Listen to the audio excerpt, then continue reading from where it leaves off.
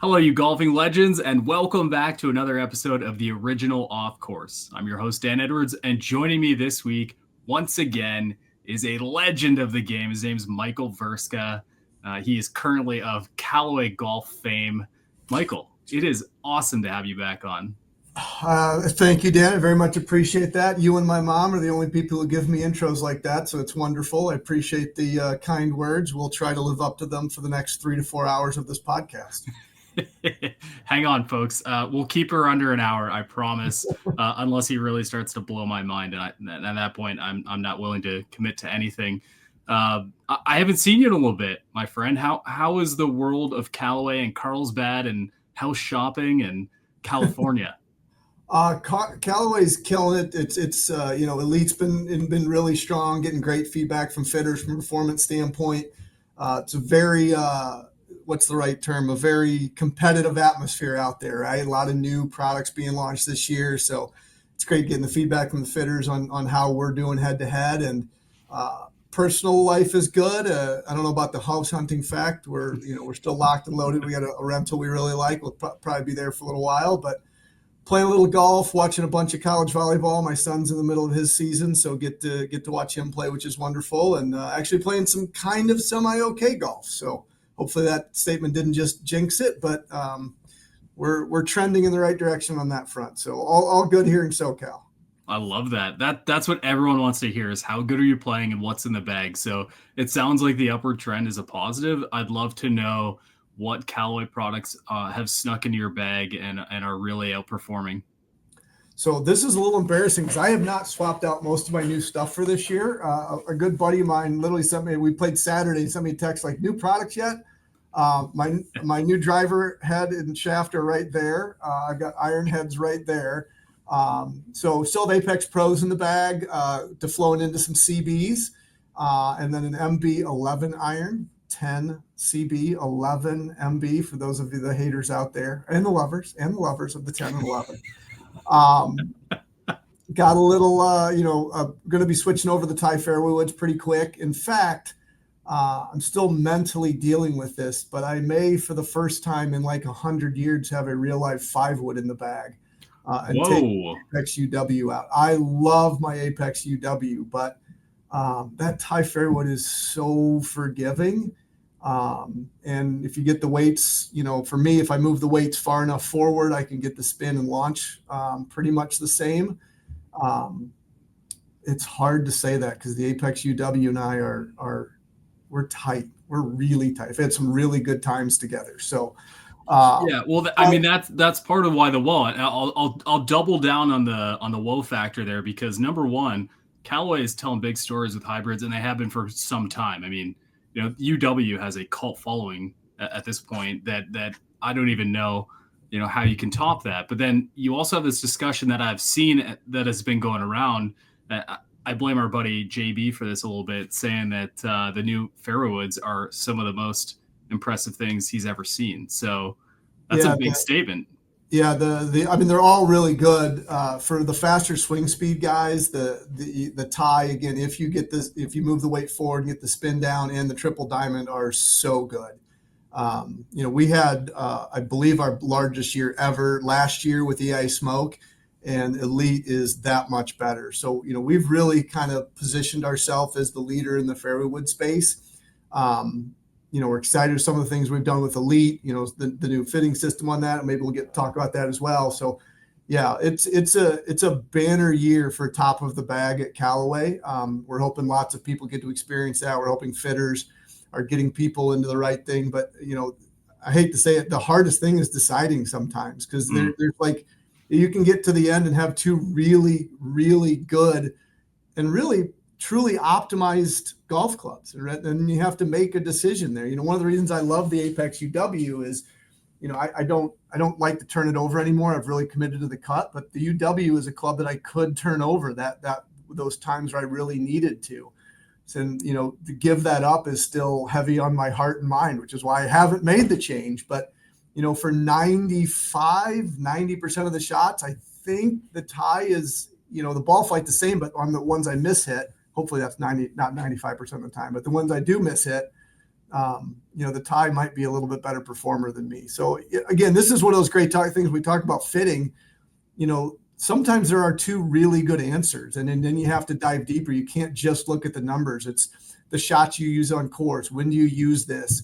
Is this a club that's kind of an anomaly club? Maybe the one club in your bag, you need to turn right to left or left to right. So you do have that shot the once a round or once every other round when you need that. So, fitting is a lot of science, right? You have to have optimized launch and spin, trajectory windows, gapping. Yes, you can get those all on the numbers, but you do have stuff to play the golf course and play golf with them. And, there are times where you have to be able to hit a draw or hit it or have a club that you can hit low or I'm a high ball hitter. So, finding something I can hit low on occasion, other people might go the other way, something they can get up in the air when they really need it to. So again, a lot of science, a little bit hard. And not just what is in the bag, but for those who are club obsessed and have a habit of purchasing or acquiring extra clubs that then maybe more than the 14 that they need. Now we're talking about situational conditions. So fairway wood's going to launch slightly differently than a hybrid versus, let's say, utility iron. You can have something for all conditions. Do you ever mess around with that? I know Cali's perfect all the time, but do you ever mess with clubs for certain style? I don't here, but like when I lived in Illinois, when in Chicago area, when the rough got long, I could make some changes, or because it tends to be, I played at a country club that water was plentiful, but when the fairways did get baked out a little bit, having a driving iron or utility iron to hit off the tee was really nice option. So when I moved to SoCal, it's pretty much 14 and done. When I've lived in other parts of the country, though, it was 15, with kind of one club rotating in or out. So yeah, I don't see anything wrong with that as long as it's based on, real numbers and what benefits players. I'll give a great example though. When I moved to Southern California, I had put a 4-iron back in the bag. I think many people know I use on-course data. And I was checking my data after a number of rounds and realized my 4-iron was really only good off the tee. It didn't feel that way when I played golf, but looking at the data, and so I put a hybrid back in. 5-iron is my longest iron now. I love it. I hit it well, and I feel like I can still hit a 4-iron, but unfortunately, the data says that I'm better suited with a little bit bigger sole and a little bit more forgiveness in that slot. Man, no one loves 4-irons anymore. It's a horrible thing, Michael, and I'm fighting for them, really and truly. Everyone's obsessed with these like hybrid looking thingies or big metal woods, and I'm just like, iron's the way to go. Yeah, the 4-iron lobby is getting smaller and smaller every day. I don't know if they're going to push anything through, any new legislation through, but I wish you luck with that. Hey, bring back the 1-iron, buddy. Let's make golf hard again. My lowest handicap ever, I had a 2-iron and a 3-iron and a 4-iron. So that was my best game. But I'm not saying there's a correlation and causation there, but it is real. Well, we need the rest of your bag, so I don't think we've got the tippity top, and I don't think we have putter listed yet. Yeah, I have something. I have something that isn't quite out yet as the driver, so everybody's going to have to wait. Depending on when this drops, a couple weeks to a month or so. But if people are really ingenious and look around on some of the message boards, you can find it. But I'm not going to go into that here. But you will be able to purchase it. Everyone will be able to purchase it. And it's real and it's spectacular. I will say that much. So, and then down the wedges, the 2-ball 11 continues to stay in the bag. I actually pulled the Jailbird out, was using it on my little mini practice green inside, and I still can't beat the 2-ball 11 from an alignment standpoint. There's just something about that angular shape with the 2 balls that my brain functions, allows me to line it. And repeat a stroke better than anything else. It's weird. At this point, I really want to use a Jailbird because I love the look of them. I also have a really cool double wide with a dot that I love the look of. And every once in a while, I'll take them out to the putting green, and the 2-ball 11 always wins. So wow, on we go. Yeah, I mean that is a current tour issue, right? For anyone watching, we just got through the Players this weekend. There seems to be a bit of a big putter epidemic going on, and Jailberg is not a small putter in most forms. So tell me, or I guess tell everyone, we've seen a shift here. Putters have been a little bit of a mixed bag, and it seems like there's been a pretty heavy shift lately to go to this, zero torque, a larger putter head style shape. Do you see this as like a big future move, or is this sort of a fad? No, I mean, let's take the zero torque portion out of it. I'll loop back, but Okay. I don't think, looking at mallets, that's been a trend for a while. I mean, you've had Luke on here before, and certainly he advocates for that. Just from a physics and data perspective, it's really hard to beat a mallet. Things we can do with CG, things we can do with MOI. We've seen it on tour. It wasn't that long ago that blades were predominant, and it's getting rarer and rarer, even for the best players in the world, to be playing blades. They're still out there for sure, but Jailbird, especially. I mean, there's so many of and non-Callaway Odyssey users, right? People are just putting it in the bag because they think they're going to make more money with it, which we love to see. So, that ability to align a putter, have our AI insert to help on mishits, the MOI to help with mishits, and then getting the right configuration, weighting, hosel length, all that stuff. That there's a reason that mallets are trending even with the best players on tour. And then getting into zero torque, right? That is very trendy right now, which is interesting. Callaway and Odyssey had zero torque putters 10, 12 years ago, and they did okay. They lasted a couple years, and then they'd come out of the line and we'd bring them back in a slightly different format, and they do okay, and then kind of dwindle. And there's definitely that trend, and we're seeing it. The numbers of our square to square line have literally blown it out of the water. Obviously, I can't talk about it publicly, but we continue to have to raise the number of that we need to purchase because everybody wants them and needs them. So that's a really good problem to have. We do not believe that zero torque or square to square is right for everyone, but it can be right for a lot of people. People specifically who struggle with inconsistent misses, people who struggle with inconsistent face contact, people who struggle with push tendencies. Those are the three biggest we've seen. But there's others as well, right? That's one thing about putters. It's, there's a lot of science, but there's more art in that than a driver fitting, if you will. Again, you want to get consistent alignment. You don't necessarily have to align at the dead center of the hole. In fact, some people would putt worse if they suddenly started aiming at the middle of the hole, if they've been aiming a little left and then push it in the middle, or vice versa. But you really want to get consistent alignment. We've seen that with two ball. We've definitely seen that with Jailbird. And some of the other visual technologies that we have, and then getting the stroke type right. So, I zero torque is certainly a trend, but I don't think it's a fad. I don't think at this point it's something that, in 12 months, we're all going to laugh and slap our knee and go, hey, remember when we had square to square putters? I don't think that's it.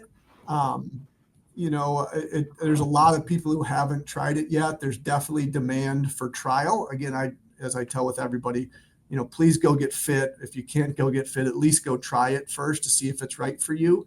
Again, it's right for a lot of people, but there are certain players who are going to struggle with zero torque, and including ours with square to square, just because of their stroke tendencies and that sort of thing. So good for a lot, not great for everyone. Yeah, I had a friend of ours on the show a couple weeks ago. You might know him, James Miles. Of course. And yeah, we've had the pleasure of playing golf together and have seen us at our best and our weakest. So he and I were both discussing some of these older versions of the putters that didn't quite continue and didn't quite have the same momentum that some of the latest products do. And I think one of the main discussion takeaways was that there just wasn't enough familiarity by comparison to the rest of the market. So the fact that we are seeing so many more larger models, or so many more models that have a similar style, it doesn't seem like this like crazy step away. It's now, I want this, but in the brand that I love, or, I want this that isn't this huge departure. One of the things I'm curious about with this, and I feel like it's in your wheelhouse being in the custom fitting or future fitting discussion point is it a little bit easier to prep for this when there's familiarity for people? Is there less of a stepping stone to cross to prepare people for this kind of thing? Yeah, 100%. It's interesting you brought up mallets a minute ago, right? Because that was the first step in this, right? When backstrike and other similar toe up, 90-degree face angle, whatever you want to call it back then. Back then it was still predominantly blades, right? And mallets were accepted, but not widely accepted. Right now, mallets are very widely accepted. So something a little bit different, the still a mallet, gets into that same genre. In fact, I'm working on a new putter fitting protocol right now that it's really all around a zero torque right for you. So you'll come in, you'll test your gamer, and then you'll test it against a zero torque, and then maybe a non-zero torque of a similar shape or mass properties to see which one's better for you, because there is that demand, and a lot of people they see it on TV, or they see a square to square putter, and they're intrigued, right? But they're also a little confused, right? The hosel enter is different. There's a little shaft lean. There's things that are inherently different and unique that, again, will help some players play better. We want to make people happy in the right product. So, there's positive and negatives there. The positive, people are asking about it. They want to be fit. They want to try it. The only negatives are the people who, maybe don't have enough experience, and they go in and they buy it and they have a negative experience. And, we don't want one negative experience to filter, on a forum, for instance. And I tried this and this is terrible. Well, it might be terrible for you. I'm not denying that, but that doesn't mean it's terrible, right? No, I think that's one of the interesting occurrences over the last couple of years is seeing versus real, and seeing versus believing. Those are pretty significant components between, and I'm looking purely at, let's say, a putter fitting in this case.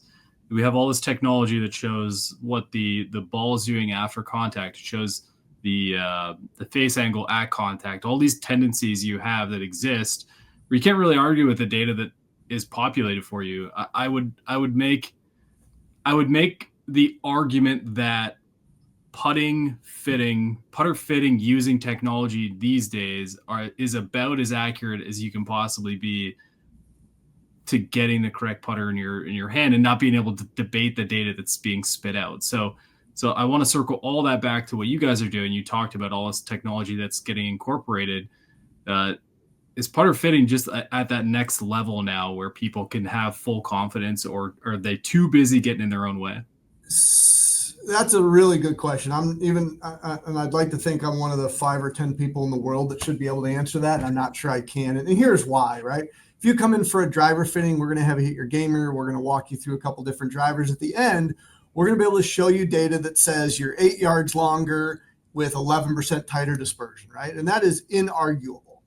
On a putter fitting, we get all done and we can say, inarguably, because of the model and the CG, we've increased, depending on the technology that's being used at that particular location, we've increased ball roll, your center contact's better. But that doesn't necessarily mean you're going to make more putts. We're not there yet. We want to get there. But, really it's a strokes gained situation, right? The PGA Tour, I think, is right at 8'2", 8'3" right now. That is a 50-50. So the best players in the world and the best greens in the world with perfectly fit putters, whatever they want, practice rounds, from 8 feet, there is still a make-miss rate of 50%. So it's essentially a coin flip.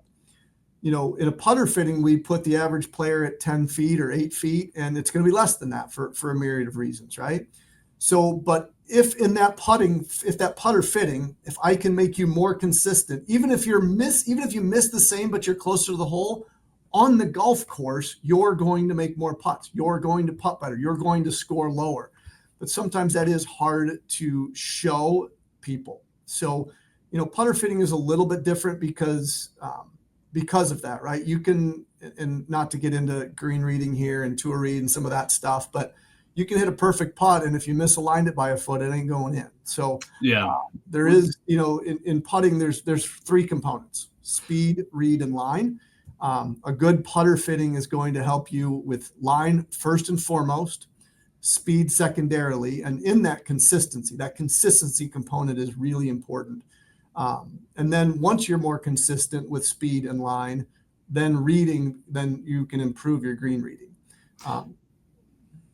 One of the most interesting components of discussing this with people who don't have familiarity with putter fittings or technology that exists there is the amount of people that as we talked about, that feel versus real, or seeing is believing type of thing. They've been putting for 2 years with a very specific putter. They're aiming 3 whatevers to the right to accommodate for their stroke manipulation, to maybe give this ball a chance of going in. Well, he goes and gets a putter fitting, and now where they have him lined up to, he goes, oh, I'm aimed way left. But then the putter, strokes the ball correctly, and it comes out the right way. I feel like, being how personal putting is, it maybe would be more of a challenge to convince him, like, look, this is correct. You just need to realign your perspective. Whether that's you starting to use a line on the ball, whether that's, just spending hours on a putting green, the ability for your brain to navigate those small areas in between is a brutal thing. Yeah, and one of the dirty little secrets is people don't practice putting. I mean, they just don't. I hate to say that. They in general, people don't. They get to the course an hour early for they hit the range balls, they stretch, they get loosened up, and then they go roll putts for 10 minutes before they take off. And that might be the only practice putting that they do, right? That's one of the things, we'd love to see change. That's why one of the reasons we partnered with Tour Read. I know you had Ralph on, did a great job of that. Don't need to get too much in depth here. But that's one of the things we want to change, right? And part of that thing is I think people go to the practice green and they don't really they don't know how to practice. They don't know what to practice. So those are some of the things that, Odyssey, we'd like to change in the future, which then ties into fitting, right? If you haven't practiced putting in 6 months and you come for a putter fitting, you only know what you think you saw on the golf course. Well, that fitter is seeing real data. The fitter is seeing what is real, right? If you aiming left and then pulling it, or aiming left and pushing it, or aiming left and rolling it right on that line, sometimes the consumer doesn't believe that. And again, because of just the inherent situation with putting, and be able to show how it's better, that's where I'm not, I believe in putter fitting in theory. I believe in putter fitting, but now that I'm here, this guy isn't telling me what I want to hear, right? There's also some self-fulfilling prophecy, I think, in there. Sure. That can make a difference. But a good fitter, I mean, that's the great fitters, that's what they do, right? They communicate clearly. They show the data. They show what's relevant. They talk to the consumer about how that's much better. And I've talked about this on this podcast and other podcasts, in the forum, on lots of things, is, if in general, especially too with putting, if people go in with an open mind, and really listen and go in to learn, then they'll be able to make a good decision at the end. That doesn't mean they need to buy a putter at the end, right? Everyone, it's their own money. They deserve to make that decision. But, again, I think too many times people think one thing and then they see the data and it doesn't align with their personal worldview, which it can be hard to take sometimes. So you're saying the best thing to come to fitting in the next 10 years is probably one of those Men in the Black things. You zap them and their brain goes to mush, and then they just do their fitting and they're good, right? Yeah, I'm not personally working on that technology. It seems pretty marketable. But, I think things like on-course data, right? The more on-course data you get and understand, where you putt well, where you don't. And, I think people have this binary of I'm a good putter or I'm a bad putter. I'm going to use myself as an example. I have very good on-course data. I actually practice putting. I practice green reading. For my handicap, for my skill level, I am, and I'm not trying to sound braggy here. This is, I'm trying to be, from 5 feet and in, I am exceptional for my handicap of putting. And from 30 feet and out, I am an exceptional lag putter. And between 5 feet and 30 feet, I am truly average. I think there's some reasons for that, some of which I'm working on. I hope to change that over time. But people I play with, I think they think I'm a good putter, and that's really true at the end. So I'm really good from close, and I'm really good from far away. And I am really average at best, if not below average, from say 15 to 20 feet or 20 to 25 feet. My make rate is less than the average player, my skill level. So again, I think that also just from a putting perspective, getting out of that binary, I am good, I am bad, and getting into going into a fitting saying, hey, I'm really good from 5 feet. Well, that'll help a fitter to understand. Let's look at that. That probably help. That's really coming down to alignment, right? Because most of the time you're putting it inside the hole. You got to keep it inside the hole. I mean, certainly there are some that break more. And boy, you're great from 30 feet. That means your lag putting is pretty good. Let's check the weight and balance of this putter. We want to match that on the next one, right? And then go from there. Or again, that's figuratively speaking. That might not be right for you, but those are some things a good fitter with the right on-course data might be able to help with. Or people being honest with their fitter and going, yeah, you know what? I haven't made a 10-footer in 4 months, right? That's good information to share. Sure. I want to change gears a little bit, but stay within the same realm of conversation of people being a little bit insane when it comes to what works for them. The top of the bag is such an interesting discussion. And I've had TH peers call my bag a Franken bag because I've, out of my own swing flaws, created the safest thing I could possibly do with the clubs I have at the top. And we went through a fitting at ECPC, you and I did, where it was like, we know what would work tomorrow, but we also know what could work next year. And it was a really fun discussion. Where I think this conversation gets quite interesting and works along the lines of what you're working on is it's very convoluted at the top. And I know that irons are challenging because you go through different lines and you have a number of different options in each lineup to select from. But when you get into the top of the bag, you're talking about, let's say, for example, a 3-iron versus a utility iron versus a hybrid versus a wood. There are 4 genuinely viable options there that are significantly different for each golfer. I'd love to hear your overall perspective, and then maybe I can ask you a couple questions to get a bit further into it of what that situation's like right now. Yeah, you hit the nail on the head, and take it one step further, right? Just looking at the Callaway lineup, right? You've got 3 or 4 fairway woods to choose from. You have 3 or 4 hybrids to choose from. You got a utility iron. You have several long iron. So it is one of the most complex areas of the bag to fit. And as we kind of alluded to talking about me, there, again, there's a ton of science, but there's some art there. So, I think the first thing is, and I really want the people to stop saying these sentences as I can't hit fairway woods, I can't hit hybrids, right? And somebody I'm talking to might not right now might be in that group. Because technology continues to change.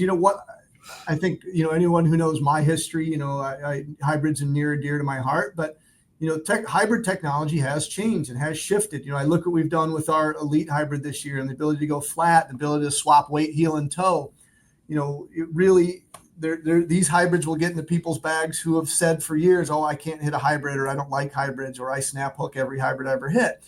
So things do continue to change. Now, having said that, it is okay to say to fitter, say, hey, listen, I've struggled with hybrids in the past. Well, tell me why. What is going on there, right? That is good information for the fitter to know. But then hit it. Go in with an open mind, because you don't know if that launch and spin is different. I look at hybrids that were typically better player geared, that were really kind of shallow front to back, right? That's kind of a much different CG. Most hybrids have more of a rounder, larger footprint, right? So that's going to move the CG back. So a lot of higher spinning hybrids that are getting closer to fairway woods. And interesting, a lot of fairway woods, right? You can see it with carbon crowns and with moving weight forward. So, there's much more crossover between what is a hybrid and a fairway wood, without even talking about what a UW is, right? It's interesting, a lot. It seems like the industry meaning consumers, have generally kind of pushed that into the fairway wood realm. But it's got a lot of hybrid characteristics to it, right? It really is that utility combo between the two. So, again, not to drag this out, again, you said I only have 3 hours on this pod, so to kind of keep it moving, the thing is when you go into a fitting is be very honest with what you've been successful with, hey, I have a 5-wood right now. I love it. I hit it out of the rough. I hit it off the tee. That's great. Or I have a 3-wood I hate. I don't know why I carry it. Can't get it off the ground. Or this is the hybrid I've had in my bag for 10 years. You're never getting it out. That's great starting point, right? And then get into use cases. When are you using your hybrid? When are you using the club? And then I'm not sure these aren't 1, 2, and 3, but more like 1A, 1B, and 1C. And then really get into the gapping conversation, right? Like, what is the iron that you hit the longest that you're most comfortable? Again, we talked earlier, for me, that's a 5 iron, kind of out of, off the fairway. That's 195, 200 pretty comfortably, 205 if I actually hit it on the center of the face, maybe 205, 205, 210 off a tee. So that's me, right? So I know, okay, that's how that far goes. I know how far my 3-wood goes, how many clubs between them, and what do I want or need them to do? Do I need another club off of that? Do I play in golf courses with heavy rough, or am I, playing in Southern California where they don't even have rough? It's it's fairway and fairway plus in a lot of cases. So you really need to get into those use cases. Is it a second shot in a par 5 club? All of those things to get into. And it sounds really complex, but this is a conversation your fitter you can cover in literally 3 or 4 minutes while you're warming up. That pre-fit interview is so important. And then the top of the bag, these would be the type of things. What iron are you most comfortable hitting? How far do you really carry that? Again, on-course data is so important, right? Do I really hit it that far? Is that how far I think I hit it? Or is that how far I hit it downhill, downwind that one time, right? Those are 3 different numbers for some people. So to factor that in and then get into hitting shots. We really want to look at launch and spin profiles, ground interaction, and again, what you're using this club for. Do you struggle with driver and really need a safety net? That is like, for Minwoo Lee is a great example. He's got what he calls a 2-iron utility iron that he uses off the tee.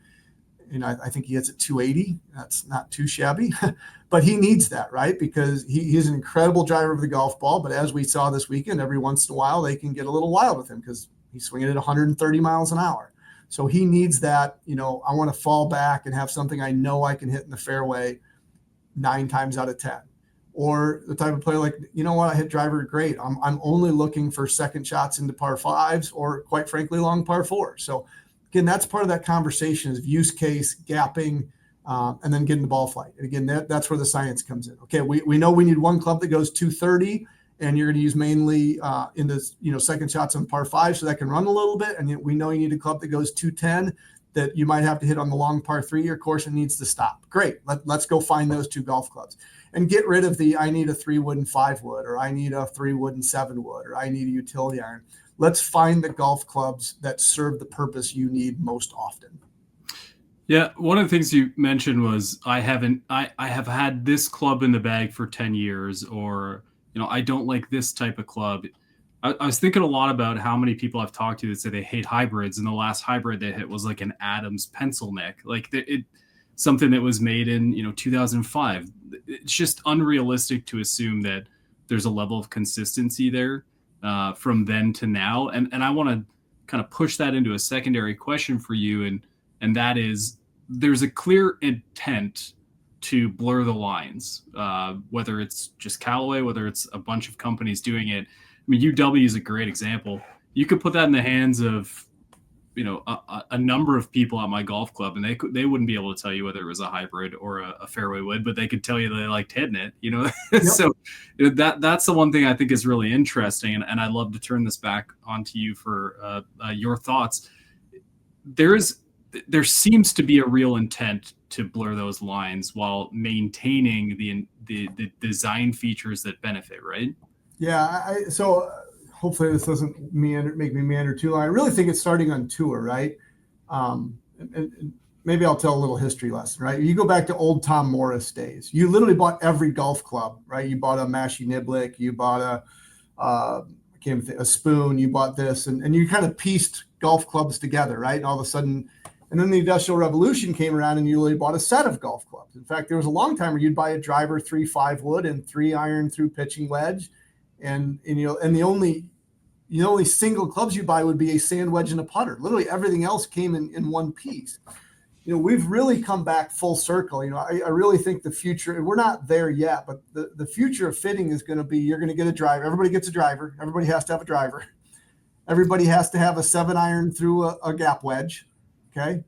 And you'll buy a set of that, a 7-iron through gap wedge. Maybe, you buy that set.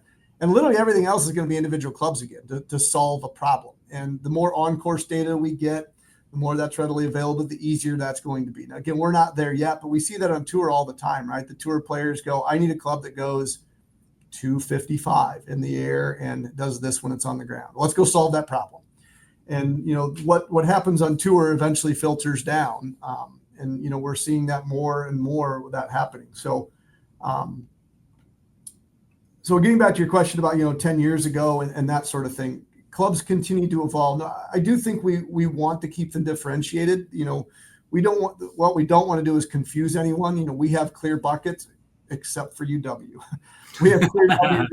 This is a fairway wood, and this is what it needs to do. And this is a hybrid, and this is what it needs to do. But those are much closer. They're certainly much closer together than, I think you made fun of one of my Adams hybrids from way back in the day. I wasn't making fun. Listen, I chose a club that I put in my bag and adored. So for clarity, it was not making fun. But, at that time, because of the industry, you don't need to go into that history lesson. We wanted to be more differentiated, right? We wanted for that to be set apart and different because it was unique and something that other people weren't doing well or differently. Now when I look at what Callaway and the great engineers and all of our AI and all of our incredible data from tour to consumers to fitting data, for us to take all of that together and quote unquote crunch the numbers, right? We do move them in because again we're trying to solve ball flight problems, and I don't know if problems is the right word, but we're trying to provide solutions to golfers' problems and make it easier to them. So there is more. They are getting close together, but I do think from a shaft perspective, from a length and spec perspective, they are creeping closer with that. And that's going to continue to happen. There's going to be more things like Apex UWs that even bridge those small gaps. I mean, the Apex UW is an interesting case, right? It was a club that we really thought was going to be for tour players and skilled golfers, almost exclusively. And, the number of 10 and 12 and 15, 20 handicaps that got into that because of the turf interaction, because it was so easy to hit. It's not as forgiving as some of our other products by design, but those players who could keep the face pretty square it was great for them. So again, the blurred lines, I think it's more of a merging than blurring. Again, we do want some separation. And yeah, we're splitting hairs and semantics here, but. I have a couple of other questions, but there's one thing that's really been eaten at me today that I think will be a lot of fun for you to expand on. And there's been a discussion around the new Elyte hybrids and how exciting they are. But there's a little bit of discussion around some confusion maybe that's going on, and maybe a lack of full clarity on some of this new technology that's been incorporated into it. So I would love to give you an opportunity to really break that down. Yeah, I hope it's not true, but I think you might be right. At least, in some cases, for those who aren't aware, the new Elyte hybrids are tremendous. The Elyte, Elyte X, and Max Fast, 3 models. We're super excited about them. We have an all new hosel connection system, a new adjustable, I don't call it a fitting system because we sell it as well, but it's for fitting and for consumers to make changes. It's called OptiFit 4. It's got 7 unique settings. We are super excited about it. It allows us to go 2 degrees upright, 2 degrees flat on a hybrid. That's really, a unique in the space. And then also you can do loft 1 degrees with some lie changes. So, from a ability to dial in a hybrid, we really think this is next level stuff. And the fitters we've talked to have loved it. It's really piggybacking off of a new iron fitting system we launched about a year ago. It's a slightly modified version of that on the hybrid. We think it's really simple. Right on the shaft, on the cogs, on the sleeve, you'll see the words loft and lie. We're trying to make it really easy. Stay with me now. Loft. If you see it on loft, that's loft. If it's lie, that's lie. With little pluses and minuses. And if it's a plus, you think about loft. If it's plus, you're adding loft. You're making it weaker. So if it's an 18 degree and you see a 1 plus, then it's going to 19 degrees. If you next to loft you see 1 minus, it's going to 7. What did I say? 18. It's going to 17 degrees. And if there's a blank there, then it's standard right at 18, no change there. And then the lie, the same thing. If you see 2 pluses, you're going 2 degrees upright. You see 2 minuses, you're going 2 degrees flat. For those players who have said, oh, I hook every hybrid, please go grab an Elyte hybrid, put that lie in -2, make sure the heavy weight's on the toe. I'm teasing, but I'm also excited because we've had players who say that, and they make 2 swings and they get real excited because they haven't been able to hit a hybrid. They haven't found one that they don't hook. And this is a eureka moment for them, right? It opens up a whole new top of the bag fitting experience. So, again, if you're not familiar with the Elyte hybrid yet, go to CallawayGolf.com, check them out. But, and maybe just go hit them because you want to experience this new fitting and this new ability to dial in, launch, and spin. So, when we talk about hybrids and we talk about top of the bag, that 1 degree of launch angle, 1 degree of loft, right, which is probably between 0.5 and 0.8 degrees of launch angle, depending on your club delivery, that's significant. We can change spin with that. We can change launch with that. We can get your gapping dialed in. So you're not just, well, give me the 3 and 4 hybrid. I guess that's what I need. Maybe, but maybe you need a 3 and a 5 with one's weak and one strong, right? I don't know because I haven't seen you swing the golf club yet. I can't look at your numbers. So we're real excited. It's really intuitive. Most people, once they spend 60 to 90 seconds, they go, oh, I get it. 1 + 1 = 2. 1 - 1 = 0. That's next to loft. That's next to lie. So again, I'm not sure we've done as good a job as we should have bragging about this new technology, this ability to fit, this ability to get dialed in. I think it's a wonderful tool. And, I've said it before, hopefully most people go get fit, they lock it in and they don't have to mess with their hosel settings. But there is nothing wrong with getting fit and then going experimenting a little bit, going, you know what, it's weird. I got fit and I'm hitting it good, but I'd like to hit this a little bit lower on this 1 par 3. Well, put it in the minus loft, see what happens. Try it a couple times, right? It doesn't mean it's wrong. You'll find out if it is pretty quick, and make sure you take a picture and get it back to where you're supposed to be. But there's nothing wrong with trying different settings. Again, even if you've been fit, there's nothing wrong with trying them. You can always go back. It's not a permanent change. So yeah, we're super excited about OptiFit 4 and Elyte. We're hoping that everybody has that literally 60-second, 90-second eureka moment that I've seen over and over and over again with fitters and consumers alike. So, and again, you can always reach out to me on Twitter at VGolfMan. You can always obviously post on same handle at the THP forum, send the bat signal up. I'm happy to answer any questions on that. It's one of my biggest beefs with everyday golfers. We have such a broad range of people playing this game. The lack of clarity in some cases becomes incredibly frustrating for people like me who I believe in all options for all people. Just as many things, flood the market. I really don't care. Let me find the perfect club for myself, but let me figure it out. Give me a chance to figure it out. But I don't expect like instant solution as soon as the club's in my hand. If there's a fitting system, the first thing I do is figure out what I can do and what I can accomplish. I think based on what I've seen so far, most folks out there are willing to provide a great deal of information to help people get to the right setting. But here's the other thing that drives me nuts, Michael. It's people need to recognize it should be a set and forget. There should be a level where you get your club in the place where it needs to be and then leave it the hell alone until your game's falling apart and you need a significant change. Yeah, I completely agree with that. I mean, I think, again, those of you maybe have known me for a number of years or followed along. Obviously, I have access to tremendous tools. I am the least club tinkerer on earth. Once a club gets in my bag, it tends to stay longer than it should in many cases, even though I can swap things out. I'm a big believer in that. You hear people talk about shafts. There's a reason tour players have used the same shaft in their irons, every set of irons, even though they've had 5 different manufacturers for 30 years. Things that work, stick with it. The more variables you introduce into your game, guess what? The more variable your game gets. That's by definition, right? Now, again, there's nothing wrong with trying to improve, and there's nothing wrong with solving problems. I switched. I've got a little club head speed, or maybe I've lost a little club head speed. Then let's go check it again, right? Or, man, I always hit fades, and all of a sudden I'm hitting draws. Well, let's look at why that is. So again, once you are truly optimized, yeah, there's no reason to tinker with it. But get optimized. And I do want to encourage people to, if they're not sure, then to try something new and you're basically creating data for yourself.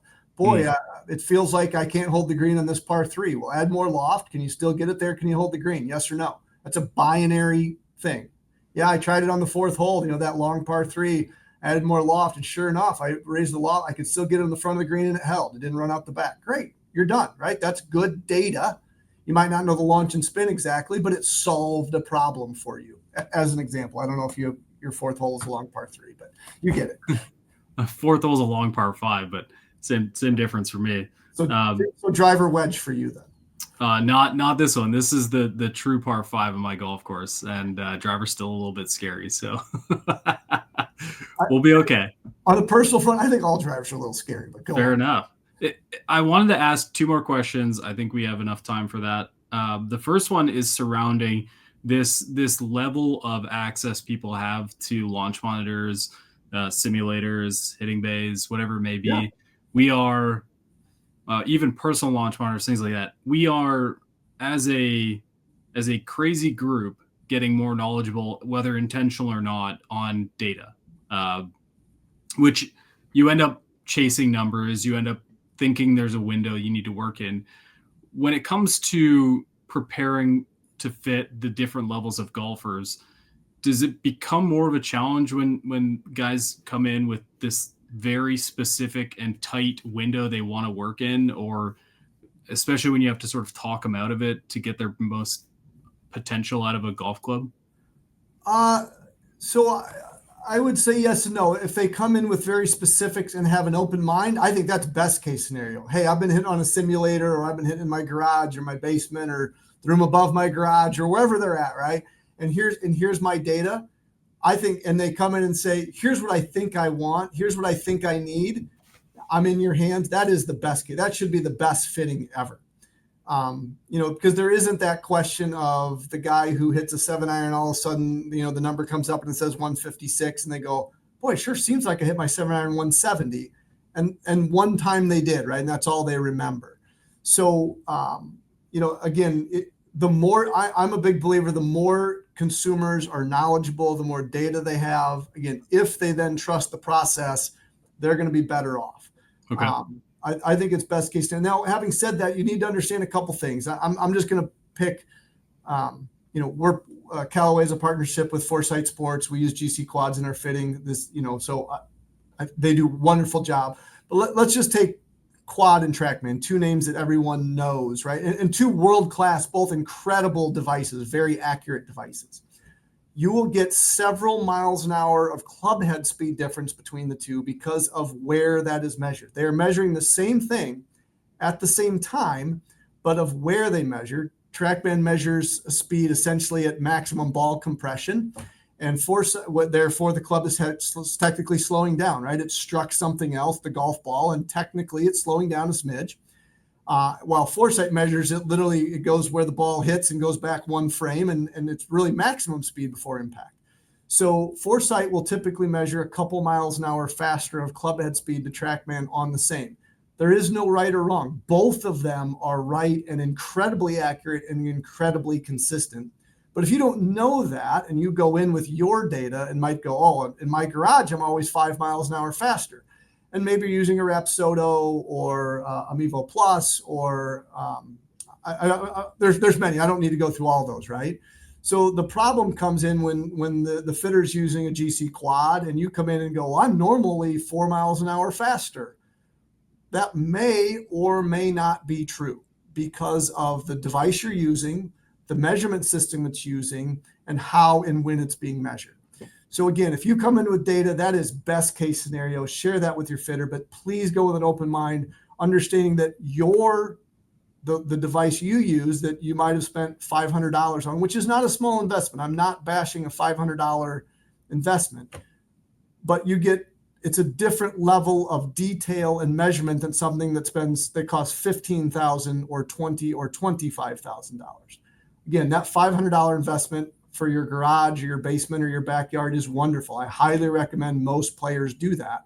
but that doesn't mean you're going to get the same data when you go for a fitting. You'll get similar data. You'll get data that correlates if you know what you are correlating between the two, but it might not be exactly the same. Does that help, Dan? Yeah, I think it does. It's always interesting, the different perspectives that come out of that. But I think the key takeaway here is open mind. Go in and be welcome to something you might not be expecting. And then, go and see if it works for yourself, I guess, is the big storyline. Yeah, so, again, those are good questions to ask your fitter. Hey, I'm using brand X in my garage. I normally see this. And you're showing me numbers. There's nothing wrong with asking that question to your fitter, right? There's nothing wrong at all. Again, it's your money. But please don't tell them how much more you know than them. They probably have hundreds of hours of training and thousands of fittings. Sure. They've seen some things. That doesn't mean you're not knowledgeable. It doesn't mean that they're not either. Well, one final question that I think fits in pretty well here, and it has to do with when it comes to the top of the bag. I think there's a level of expectation that you go in a loft section all the way through. And one thing that I've done in the past is worried a lot less about loft and a lot more about the different shots I want to hit at the top of my bag. And I'll give my personal prime example of, I have a 4-iron that goes really far, but also quite high, and it's by design, elevates, lands really soft. And then the next club up goes a fairly similar carry distance, but much flatter with a lot more roll, and the intent is a tee shot. So I've sort of stepped away from the idea that I need this club to go this number, and then 10 yards to the next one, and then 10 yards to the next one.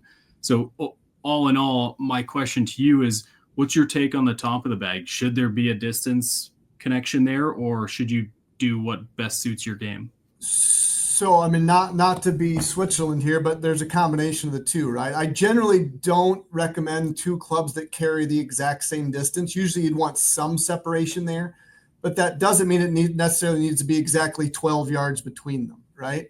And to hit on what you said about loft, loft is just a number. I look at my bag, and my top of the bag right now has a 14 degree, a 17, and a 19 degree. So, I've only got two degrees of difference. You may think, oh, that's too similar, but the lengths are significantly different. So I'm playing with CG depth, I'm playing with loft, and I'm playing with club length, and I'm playing with shaft weight to get it dialed in. So, that is that, I want 15 yards in between them. I need a 14, 17, 20, 23. There is no guarantee that those are all going to go the right distance. So, but again, I love, and Dan, I love what you just said is, well, I need this club to go high and land soft, and I need this club to be flatter and run out. So there is nothing wrong with that. Obviously, you're a very good player. You're a tremendous ball striker, and you can repeat that. And again, there's nothing wrong with the player saying, hey, this is what I need and why. Again, generally, we want a little bit of spacing. If kind of 12 yards is kind of 12 to 15 for some of your swing speeds, probably what it would be. I'd probably want even those two to go maybe 6 yards, maybe cut it in half distance. But if it works for your game and your course, there's certainly nothing wrong with that. Again, a general rule of thumb, let's say you hit your 3-wood. I'm going to pick some easy numbers here. You hit your 3-wood 240. You hit your 5-iron 180. Let's just say that's the case, right? 240, 180. There's 60 yards between those. How many clubs do you have left in your bag? Divide those 60 yards and go. That is a really good starting point. It's a great starting point. And for many players, that'll be a good finishing point. But for those better players, those players who are really working on your game, that's when you get those secondary questions of, well, what's this club used for? Is this more of a tee club? Do you have a long par 3 problem you have to solve? So I think you've done everything right. Again, I might look to squeeze a 5 yards more or less out of one of those two clubs if I was really nitpicking. But yeah, you're spot on. Both distance gapping and problem solving. I was trying to be a little dramatic there, I'll be honest with you, mostly with the loft conditions. I think it's like a 1 degree loft difference between the two. The reality is I don't know the full carry numbers because I'm only recently now starting to track. Plus, I would never really know what the accurate carry numbers are because most stat tracking that I would do on course would be, total distance. Yeah, So yeah, my question was to be a little bit more dramatic and say the same numbers, but the idea would be that they're different flights, yeah, and and that's different wonderful. results. Yeah. There's nothing, So, and again, a lot of again, some better players, if they only play a draw, they want one club that they can fade, right? Or in my case, vice versa. I need one club that when I invariably make a bad swing, I can still turn it left around a tree, right? That's not comfortable for me anymore. At one point in my life, that was all I could do. And now I can't do it very consistently at all. I've completely flipped over. So it's not just trajectory. I mean, it's not just vertical trajectory. It can be left, right, spin trajectory as well. So, and I know there's some people listening to this is like, man, I just want to break 100, right? And if that's the case, if that's your goal, then yeah, it's more just about getting things that you can hit consistently, you can get in the air and gives you good gapping. So all 14 of your clubs have a purpose, right? Oh, I've got 195 yards. I have a club that I know goes 195.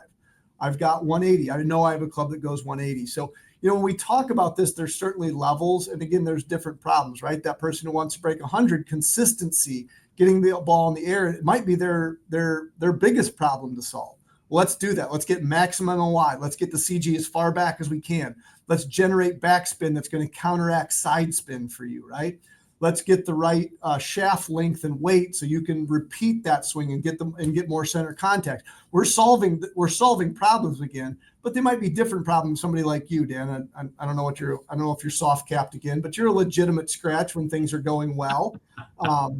So, that we would solve a different problem for somebody like Dan from somebody who might be breaking 100. And it honestly, in most cases, it's easier to help the higher handicapper. It's easier to help an 18 handicapper get better than it is to help a tour pro get better, right? Tour pros were literally fighting for fractions of a stroke, right?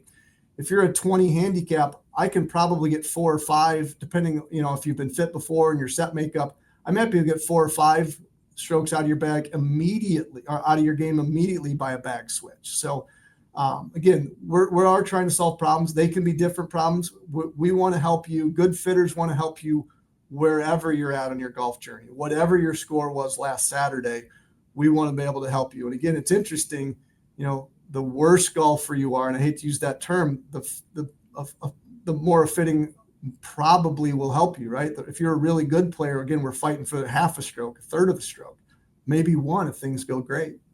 Yeah. It was a thing that was sort of bouncing around my head. And, considering I've got the Frankenbag moniker, I assumed I was a little bit unique in that regard. But for the longest time, the last couple of years, I've been finding clubs that hit for a purpose, not for a distance, which I think is pretty interesting. I love it. I've got a good friend of mine whose club head speed is legitimately over tour average, and he has a driver and a super hybrid, and that's because that works for his game and what he needs. I know that's probably not too far from your heart at different points in your life, but that works for his game, right? And he, because of his delivery and his angle of attack, he has a lot more irons than most player in his bag because of his speed and his angle of attack. I wouldn't recommend it for literally 99% of golfers, but it works for him. And it's helping him improve and get better. There's other people whose longest iron might be a 7 or 8 iron, and we can help their top of the bag as well with getting the right variety of hybrids and fairway woods with the right lengths and CGs and what have you to get them dialed in. So again, lots of problems out there in the golf course. We want to solve them all. Well, it sounds like some people will have their problems solved with the new Elyte line of hybrids, which sound amazing from their adjustability standpoint. Listen, I haven't hit any of the new lineup yet. I haven't had the privilege to. It's still kind of crummy here in Ohio. But one of the things that's always interesting is how many ghosts speak to you before you get out and play. You know what I mean? So like, there's all these little rumblings that go on, and the people that are talking about these new hybrids, they're talking about the new fairway woods. They all sound incredible. So maybe a little call to action: go out and hit the new Elyte line of fairway or hybrids. And tag Michael on the THP forum and tell him just how easy it was to get it dialed in. I'm really curious about that. Yeah, I would love that. We always want good feedback. We're really, really bullish on this adjustability, again, from a fitter and be able to dial in. But we do want to make sure it's as easy to use and people are aware of it as we think it is. Hopefully things like this pod that reaches millions will help with that. Expecting big numbers on listens as we enter hour 4. So yeah, I actually killed it in under an hour. We really saved the world 3 hours of who knows what. So And cut. yeah. Michael, it's always a blast to have you on, my friend. I appreciate the insight. I appreciate you, Dan. Appreciate JB. I appreciate everybody on the THP forum. Again, look for me there. Definitely look for me on the Tweeter machine. Love talking to consumers. Love helping people play better golf and become more educated. And again, hopefully this has helped doing it. And really hope people get to experience the Elyte line of Elyte products, hybrids, drivers, fairwoods, irons. You know, we're super excited about what we have. We know it's very competitive out there, but we know when you look at the numbers, we're going to stack up quite well, and looking forward to that, hearing more about that. Hey, if you are playing golf this weekend, have a good time. Make it count. We are early in the 2025 season, so if you hit a bad shot, don't worry about it. Keep playing. And if your buddy's playing bad, tell him he's not as bad as he thinks he is, because he probably isn't. He just needs to warm up a bit. Now it's time to send it over to Don Brown for this week's Shaft Education, brought to you by True Temper. Hey everybody, back at Shaft University. I'm Don Brown, your instructor, here to talk to you today about counterbalancing, what it is, which shafts are counterbalanced, and what it does for you. So really when we talk about counterbalancing, we're just talking about the fact that the balance point of that shaft is closer to the butt end of the shaft than it is to the tip end. Why counterbalance? Generally when we do that, we're talking about driver shafts. When we counterbalance a shaft, we can make the club longer, so we can build out to 46 inches or longer if you don't really care about USGA rules, without the swing weight getting overly heavy. The other thing we can do, and it's what I do with my drivers, is I still build a 45-inch driver with a counterbalance shaft, but then I can slap a big slug of lead weight right on the heel so I can get a little more draw bias. We don't talk about counterbalancing as much with steel shafts, because really most steel shafts, that balance point exists one way or the other within an inch or two of the center of the shaft. Dynamic gold, for example, is just a little bit tip heavy, and there are some shafts out there that will go a little bit to the other direction, but we generally don't talk about counterbalancing with steel shafts, because at the end of the day, we're not having the customization in the iron head to be able to add a lot of mass there. And generally, we're not trying to build a lot of really over-length iron shafts. There are folks out there who sometimes need to build an inch or 2 inches over, but they are way more the exception than they are the standard. If you got any more questions about counterbalancing, hit us up on our social.